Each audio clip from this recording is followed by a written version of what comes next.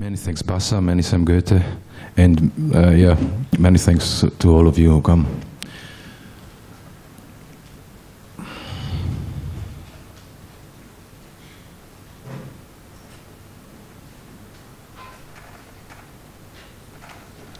Yeah, this is me and my band in 1987 at illegal concert at Club of Retired People in Bratislava, Czechoslovak Socialist Republic in that time.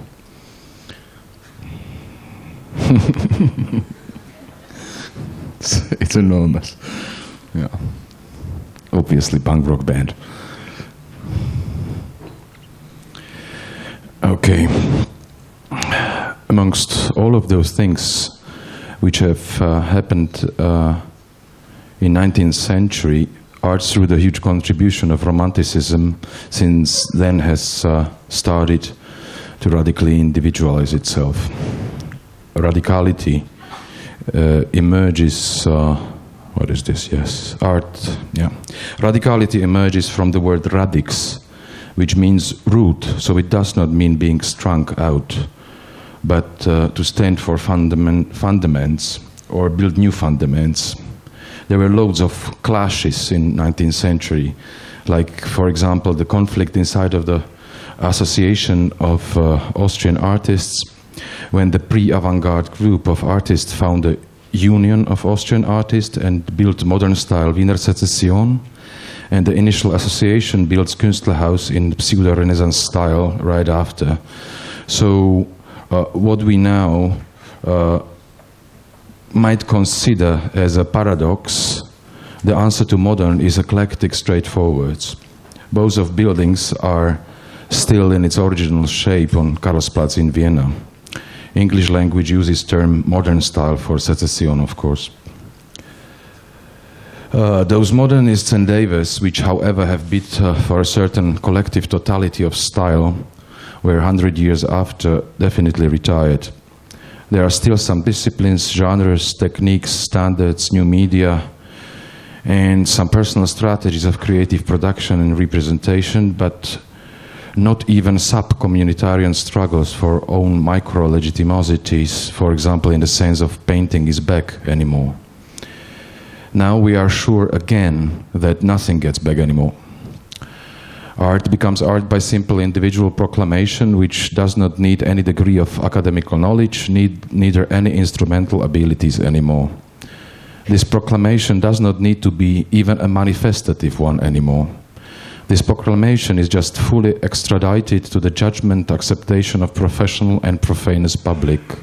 Fragility, anxiety is the price for that landless freedom, absolute unsurety. Those partial judges are evaluations of influential institutions and influential individuals, but they do not decide if this is art or not. They only express how it is. So art is more how than what, certain qualitative constant, degree, and we all used to accept even such vicarious attributes like art of cooking. Art is wide open territory and not a contingent discipline anymore. Art expresses landless freedom. Slavic languages use the term bankless instead of landless. And that banklessness means that a river is not a river anymore, and the land is not land anymore. That the place safe enough to sleep after the pre-nocated night, one has to define and protect himself, and to look for the boat or even navigator to find allied entities herself alone. Banklessness means that the current, the flux, has spilled to Everglades forever. That freedom is in the same time privilege and vulnerability. There is no legal protection of arts, just some copyright and some generally without a signature, without a word, generally admitted in stable, exclusive academical immunity, which anyhow we all have to vindicate and defend. Banklessness, which allows us to cross from one theme to another, from procession to profession, is the most radical legitimism of so-called contemporary arts. The guttiness of so-called contemporary arts lays in connecting of infinite varieties and accusations of demagogical cliches to reveal the crisis of isolation of disciplines and its lurid influence on the service of our bodies, anti-essential, including brains, of course. That's why from the beginning of what the West, or the former West, started to call contemporary arts, it is a territory of consideration of ontological alternatives, detachments, constructions of those havens, detections of allied entities. The basal field of my research is absence, disappearance of alternativity during last decades. That disappearance does not mean that there is no existential need for those havens. Contrariwise, it is more than urgent. But the restlessness and demand for revision of the whole capitalism, the global skepsis somehow castrates our ability to do, because there are simply too many things to do. And yes, that haven does not necessarily mean endangerment, but just simple place of concentration isolated of disturbing rush. Global loss of confidence, institutions against individuals and individuals against institutions.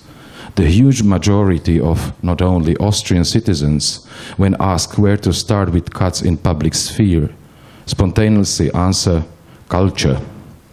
My research compares two spheres of desire, detection, and realization of alternativity of last 3 decades, contemporary music and contemporary arts. There are fundamental interconnections but disparities of solutions. I study the prenatal, the natal, the decay, and hibernation. One of already orthodox problems of the term contemporary arts is its shady absence of anchoring in time. Contemporary arts go with us already for several decades and marks too many of everything, so step by step is getting to be counterproductive. Contemporary arts is already a comatose oxymoron. Also, that's why I name our conditions nowadays with proto-term the state of hibernation. In the year 1986, in the North American city Seattle, a recording company, publishing house, grunge label Sub Pop Records was established by Bruce Pavitt and Jonathan Poneman, featuring later extremely successful bands such as Soundgarden, Nirvana, Mudhoney, Fleet Foxes, Screaming Trees. Sub Pop was a follower of fanzine Subterranean Pop of Bruce Pavitt. Similar to its ancestors, Touch and Go, Search and Destroy, or SST with fanzines and flyers of Raymond Ginn, better known as Raymond Pettibon. Raymond was a brother of Greg, the leader of hardcore band Black Flag. Raymond was its very first bass player for a while. SST was a shop selling electronic supplies. Greg bought it because that way it was much more easier and cheaper to start legal business, publishing, distribution, organizing gigs, etc. Many artists have worked on similar bases, including the Godfather Andy Warhol with his Factory and Velvet Underground, John Armleder, Christian Marclay, Bruce Conner, Mike Kelly, Tony Ursula, John Miller, and their Poetics or Destroy All Monsters. What was the fanzine as well as the band? Dan Graham, Christian Philipp Müller, Michael Amelian, Stephen Parino together with Jutta Kötter and their Electrophilia, Wolfgang Tillmans, Stephen Willard's Art and Language, Jim Shaw, and many, many more. Sub Pop was a part of family of labels such as SST, Touch and Go, Alternative Tentacles, Rough Trade, 4AD, Factory Records, Underground Resistance, and many more. Closer? Slower. That will be problem. Sub Pop belongs to the global boom of self-organized so-called indie labels of the end of 70s to the beginning of 90s of 20th century. It means labels which are getting rid of dependency on hegemonical nets of supranational companies. Grunge, established by Sub Pop, means dirt, first time used by Mark Arm of Mudhoney. Is a mixture of slight antagonisms of 70s, punk rock and hard rock or heavy metal, and college rock. The term college rock was used in 80s in USA as an alibi of critics who were not able to define music played by campus radios more precisely. The title Sub Pop also apparently expresses antagonism. On one hand, there is an attribute sub, so subculture, in 60s and 70s obviously underground or counterculture. So some minority which works from somewhere down there against the establishment up there. Both underground and avant-garde are military terms. On the other hand, there is the subjective pop, which is related to popular, so somehow associated with majoritarian. But the term pop, what we already know from late 50s, is not necessarily related to majority of majority, but has certainly nomadic character. Any layer of society, any discipline has its particular pop, has its particular majority. So pop, that does not express something trivial, low and cheap necessarily. Yin-yang-like logotype of sub-pop consists of two horizontal lines, white on black and black on white, first in second and second in first, and those fluxes of arrows in opposite direction, one to each other. Sub and pop have the same number of letters and phonetically rhyme a bit. I use sub-pop as an emblem of transformation of detachment of voluntary subcultures of 80s and earlier ones to the market soberness of 90s, from under to on to new normality.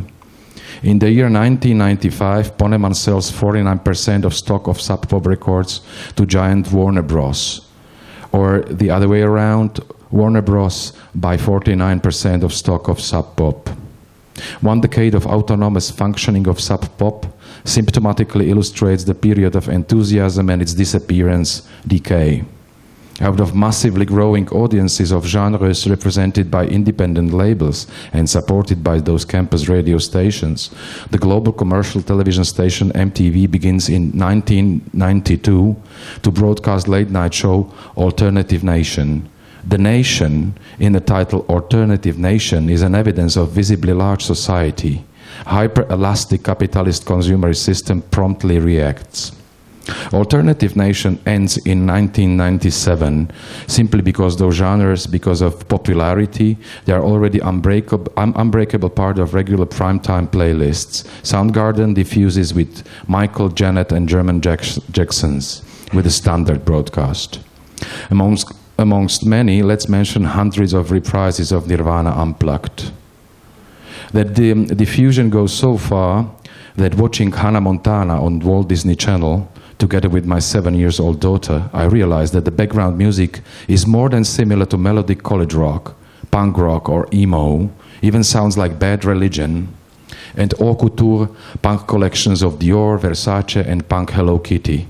And Time for Magic of Jamie Reid, yes, that communist Reid who has designed covers of Sex Pistols, together with Rei Kawakubo for the hype label Comme des Garçons in the year 1995. Since mid-90s, we skip terms like alternative. Punk, hardcore, grunge, etc. go back to hard and heavy, or generally to rock. Independent labels were grown out of urgency of doing legal, economical, distributional production on its own, out of cynicism of ultra-commerciality of megalithic companies, out of censorship and exploitation.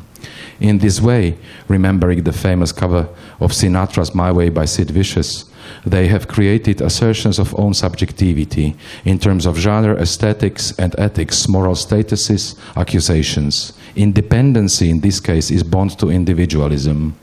Labels are those islands of fellowship, self-identification of both authors and consumers, islands in that bangless delta of capitalism. These activities were grown from enthusiasm and voluntarism. But as we all already know, these energies are of ephemeral character, so are extremely fragile in frames of feasibility. And yes, many times those individuals who get successful just leave their communities and communes. But character of that music remains, only that detachment and autonomity were sacrificed. There are stupid mechanist reasons for all of this. One of it is simply and of course internet.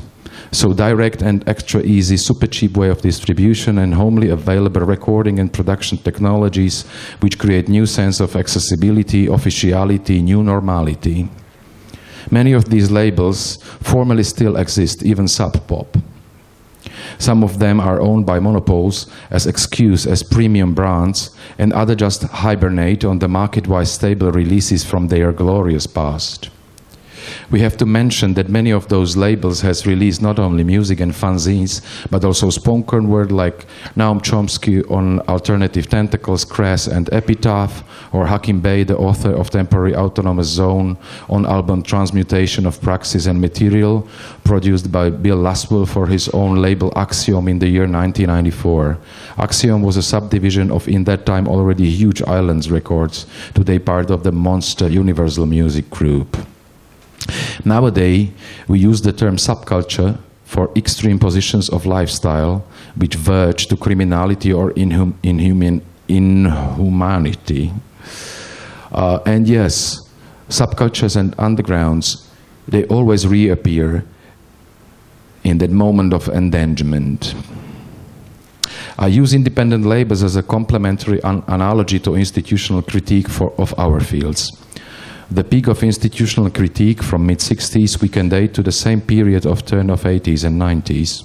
Institutional critique also grows from roots of unsatisfactory with the functioning of the system or better traffic in relation to new methodologies of creative production and its specific needs of representation. It is the necessity of revision of existing institutional structures and traffics on one hand, and on the other hand, considering the definition of new institutional typologies.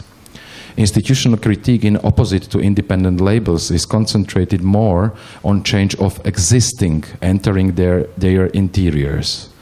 The reason is logical: different carriers of production, so consequently different vehicles of distribution.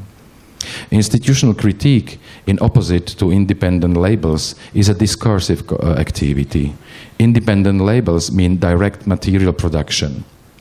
It took more than a decade to supranational industry to understand the significance of production of independent labels, but institutional critique was adapted inside its interiors by those institutions themselves immediately.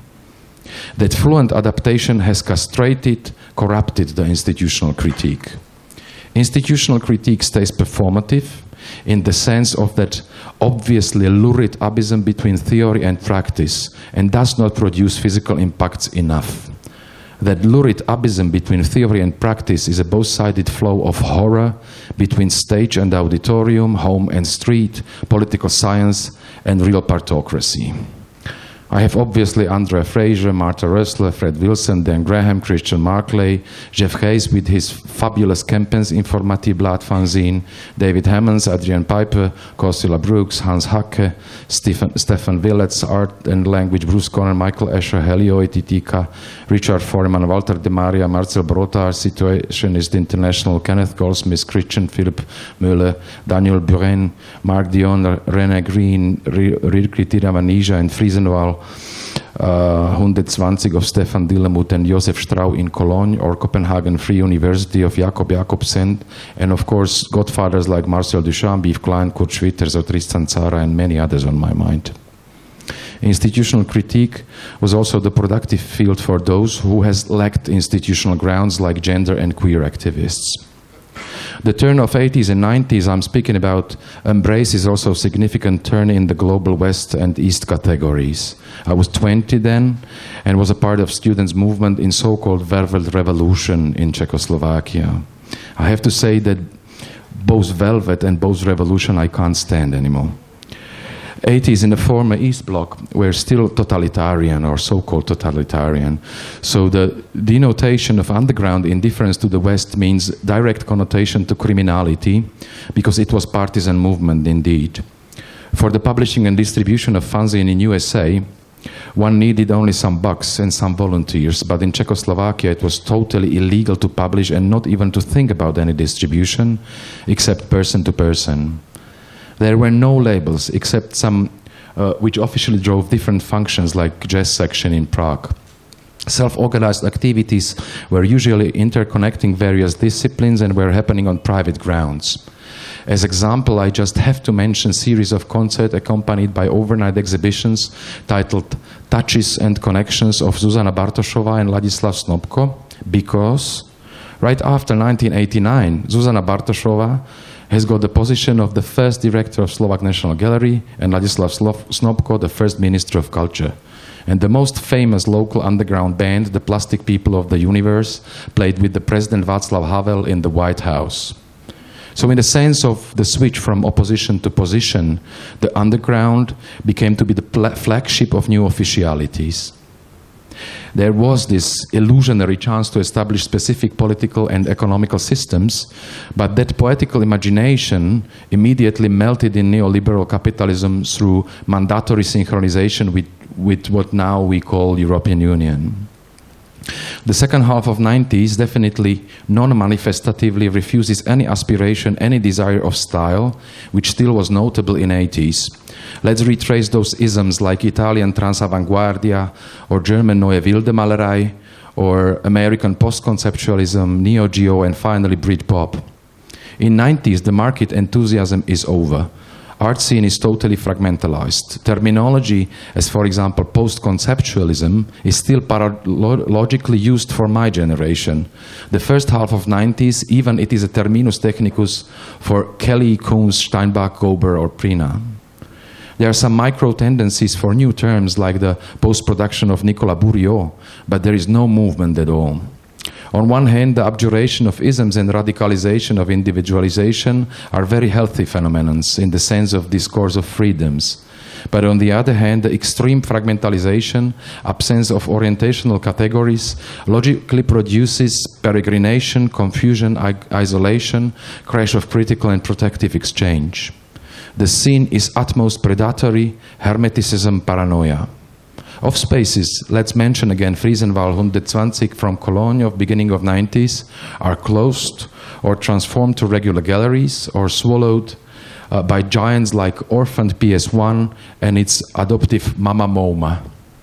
In the sense of certain continuity, revitalization of institutional critique, for example, Nina Muntmann organizes a project titled Opacity, or institution cubed by Jens Hoffmann at Kiasma in Helsinki. These projects were okay-ish, but in the sense of helplessness of institutional critique, just good projects.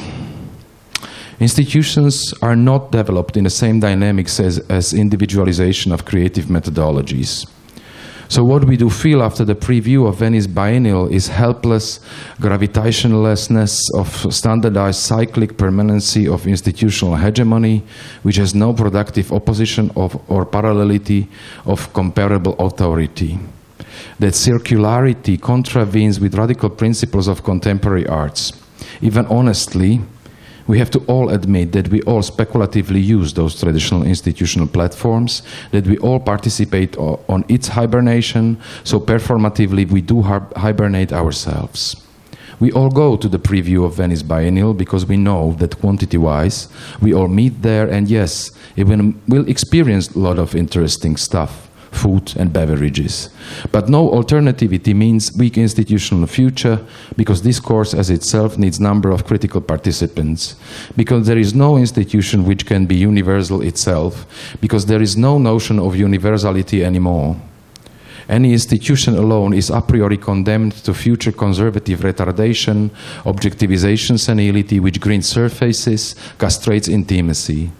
We have to turn the theoretical discourse to the practical production somehow. We have to find a way how to get rid of that hibernating term contemporary arts. Of course, I have no answers for it myself. That's why I have started this comparative research. But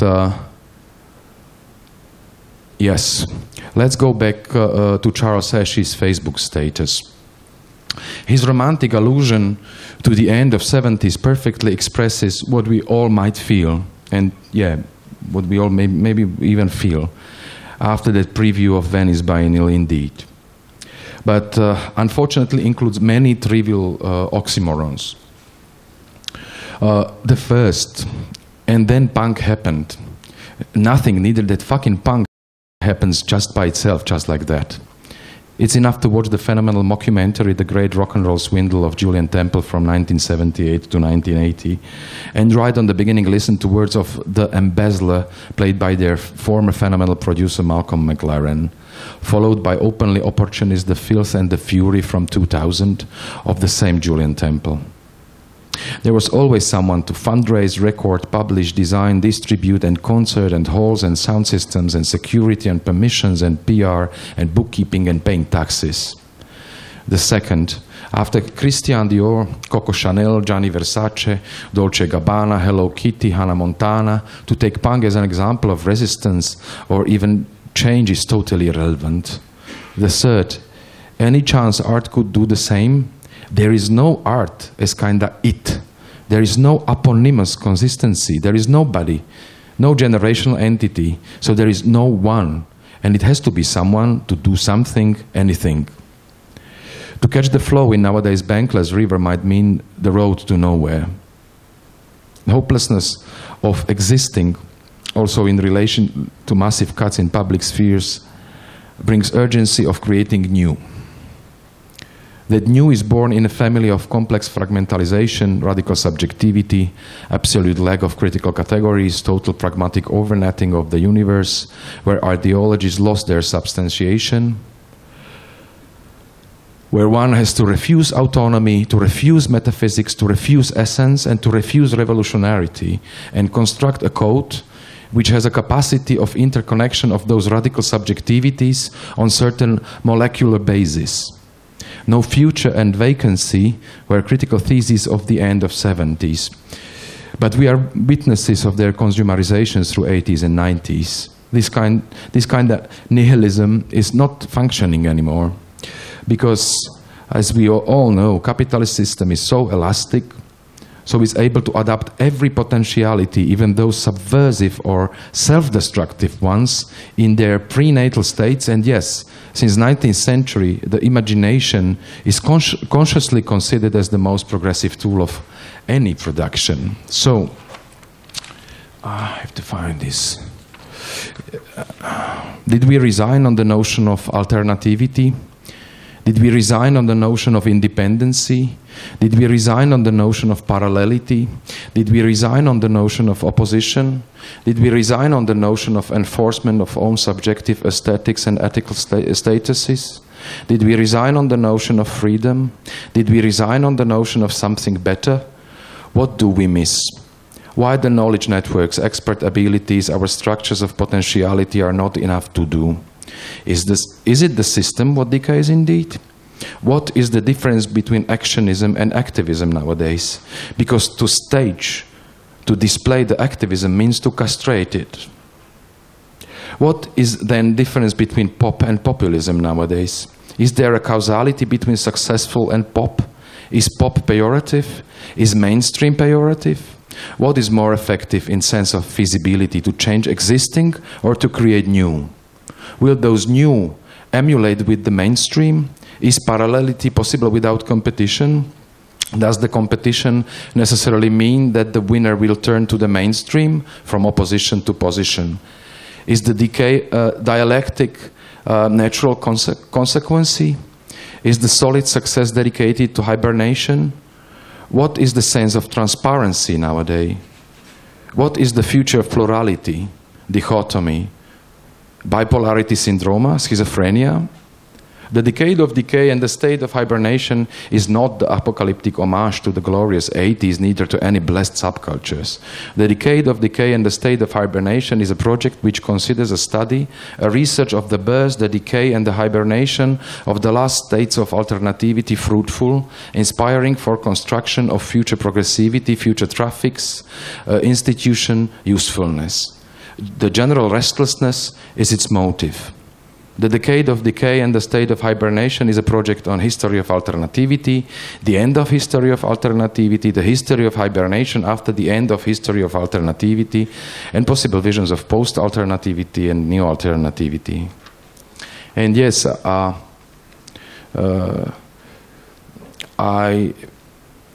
not that young anymore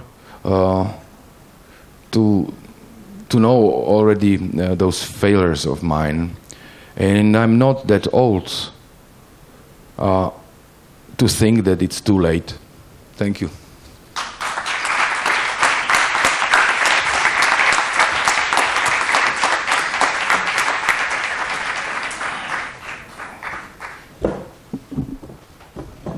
Thank you, Boris.